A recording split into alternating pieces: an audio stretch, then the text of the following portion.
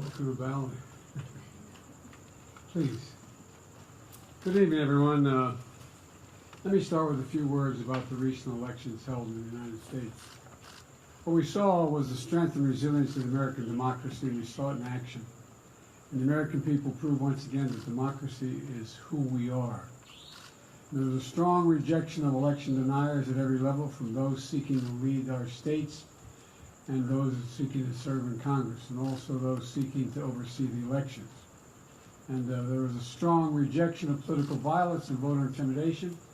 There was an emphatic statement that in America, the will of the people prevails. I've traveled this week, and it's been clear just how closely the world and our allies and our competitors as well have been following our elections at home. Excuse me, I'm a little cold. And what these elections showed is that there's a deep and unwavering commitment in America to preserving and protecting and defending democracy. Now, let me speak briefly about our agenda over the past few days in Egypt and in Cambodia and here in Indonesia. In this moment of great global challenges, from global inflation to the climate crisis to Russia's brutal war against Ukraine, we're bringing together the broadest possible coalition of partners to deliver results. At COP27 in Egypt, I made it clear that thanks to the bold agenda of our administration, we've pursued from day one to tackle the climate crisis and advance energy and security at home and around the world. The United States will meet our emissions targets under the Paris Agreement. And we're going to keep working with our partners to support the most vulnerable countries in building resilience to climate impacts and to align global ambition with the 1.5 degrees Celsius goal while supercharging our clean energy transition. At the U.S.-ASEAN Summit, in the East Asia Summit, I laid out a commitment to working with our partners in the Indo-Pacific to ensure a future that's vital to this region, that's free and open and prosperous as well as secure. And I met with our allies from Australia, Japan, and the Republic of Korea, underscoring our commitment and deepening our engagement with our closest partners and strengthening cooperation among our allies to meet shared threats to our own security and to their security, including the DPRK. And let me meet, I just met in person with Xi Jinping of the People's Republic of China. We had, we had an open and candid conversation about our intentions and our priorities. It was clear, he was clear and I was clear, that we'll defend American interests and values, promote universal human rights, and stand up for the international order and work in lockstep with our allies and partners. We're going to compete vigorously, but I'm not looking for conflict. I'm looking to manage this competition responsibly. And I want to make sure that every country abides by the international rules of the road. And we discussed that. The One China policy, our One China policy has not changed. We oppose unilateral change in the status quo by either side, and we're committed to maintaining the peace and stability in the Taiwan Straits. It was also clear that China and the United States should be able to work together where we can to solve global challenges that require every nation to do its part. We discussed Russia's aggression against Ukraine, reaffirmed our shared belief in the threat or the use of nuclear weapons is totally unacceptable, and I asked that Secretary Blinken travel to China to follow up on our discussions and continue keeping the lines of communication open between our two countries. Looking ahead at the G20 meetings tomorrow, we're going to be taking on the very issues that matter to the people's lives, not only here, but also our allies and our partners.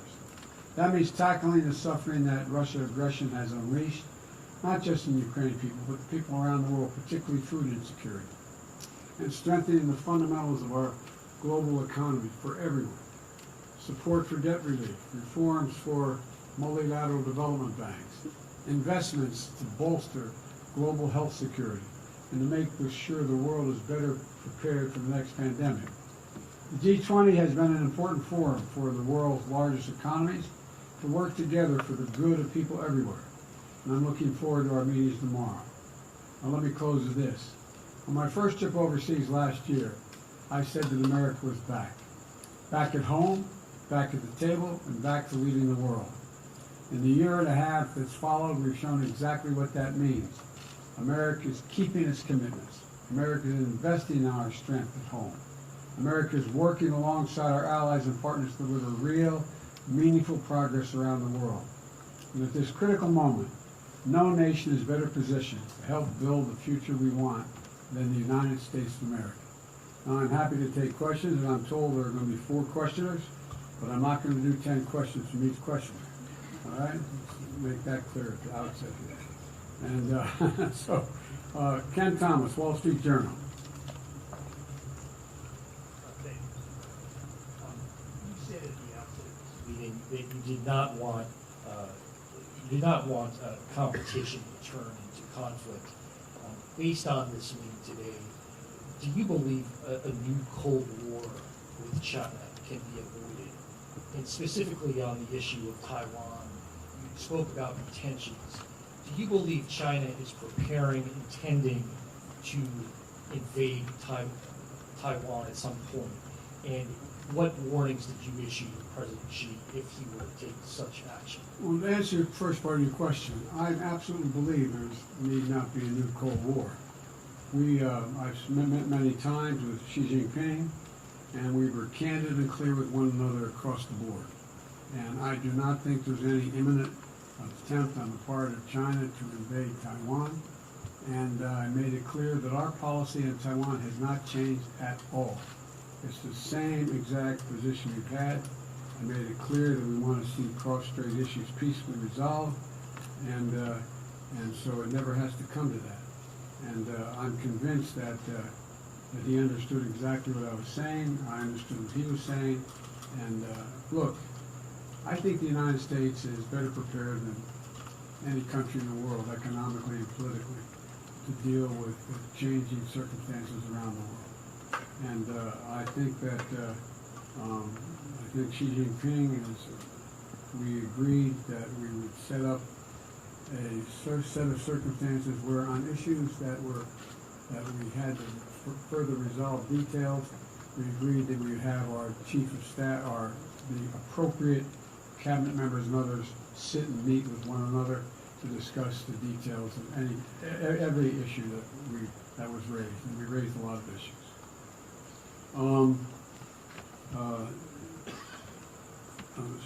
Sung Kim, Associated Press.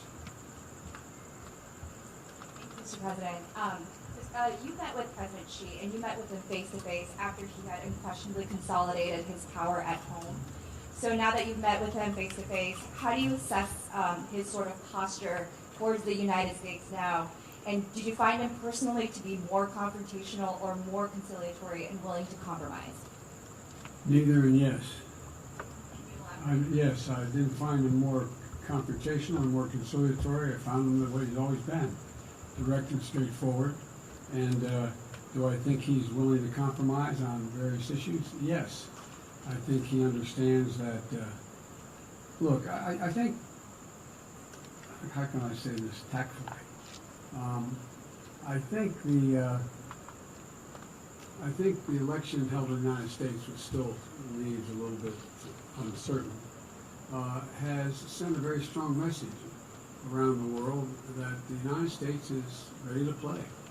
The United States is, the Republicans who survived, along with the Democrats, are of the view that we're going to stay fully engaged in the world and that we, in fact, know what we're about.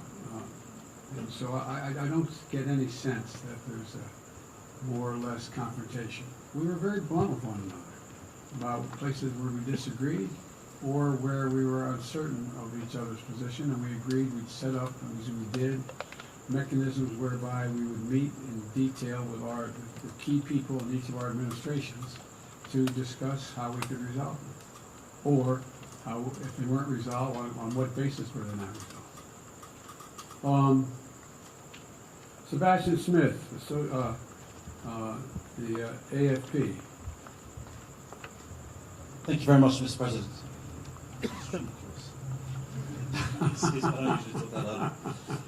Does the retaking of Kherson in Ukraine signal a turning point in the war, in your opinion?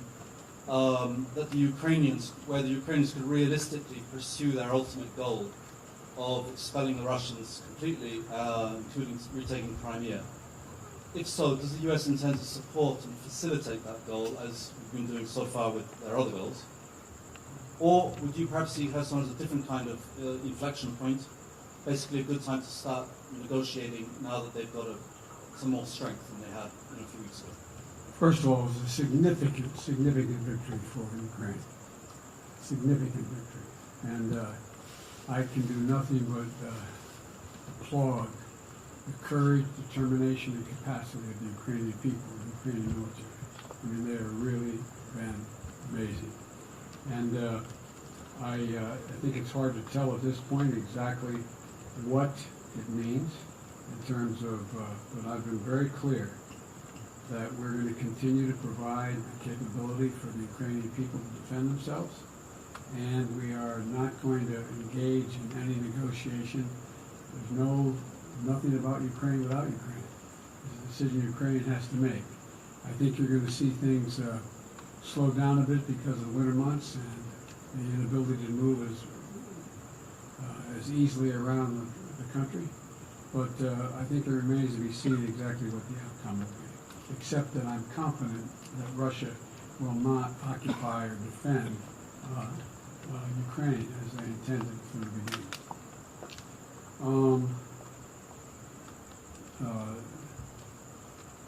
I can't have trouble reading this. Reuters, Natanja Bose. President, quick question on North Korea, which appears poised to conduct a new nuclear test. I'm wondering if you can talk about your specific discussions with President Xi on that. To what extent do you think China has the ability to talk North Korea out of conducting such tests? And what are the repercussions for U.S.-Chinese relations if a test goes forward? Well, first of all, it's difficult to say that I am certain that China could control North Korea, number one. Number two, I made it clear to President Xi Jinping that I thought they had an obligation to attempt to make it clear to North Korea that they should not engage in long-range nuclear tests. And I made it clear as well that if they did, they, meaning North Korea, that we would have to take certain actions that would be more defensive on our behalf, and it would not be directed against North Korea. It would not be directed against China, but it would be to send a clear message to North Korea. We are going to defend our allies as well as American soil and American capacity. And so, I do not think that it's difficult to determine whether or not China has the capacity. I'm confident China is not looking for North Korea to engage in further escalatory means, because I made it clear, and I made it clear from the very beginning and last year as well, that we will do what it needs to defend our capacity, to defend ourselves and our allies, South Korea as well as Japan, and that we'd be more up in the face of China, but it wouldn't be because of China, it would be because of what was going on in North Korea. So, again, on a number of these issues, we have put together teams where our National Security Advisor, Secretary of Defense, and others are going to be engaging with their counterparts in China to see, and we're not going to be able to work everything out. I'm not suggesting this is kumbaya, everybody is going to go away with everything in agreement. But I do not believe there's a need for concern of as one of you raised the legitimate question, the new Cold War. And I think that, I'll conclude by saying it this way. I want to be clear, and be clear with all leaders, but particularly with Xi Jinping, that I mean what I say and I say what I mean. So there's no misunderstanding. That's the biggest concern I have, is a misunderstanding about intentions or actions on each of our parts. So we went into, I'm looking at my team, how long did that meeting last? 3.5 hours. So we covered an awful lot of territory. And And I must say that he was as straightforward as he has been with me in the past. And I think that we understand one another, which is the most important thing that can be done. I guess all of you are going swimming from here, it's not far. But Mr. President, what should Americans expect from Congress as it relates to abortion rights after the midterms? I don't think they can expect much of anything other than we're going to maintain our positions. I'm not going to get into more questions. I shouldn't even answer your You'll be question. codified. No, I don't think. Is JCPOA I don't think there's enough votes to codify unless something happens unusual in the House. I think we're going to get very close in the House, but I think it's going to be very close, but I think we're going to make it.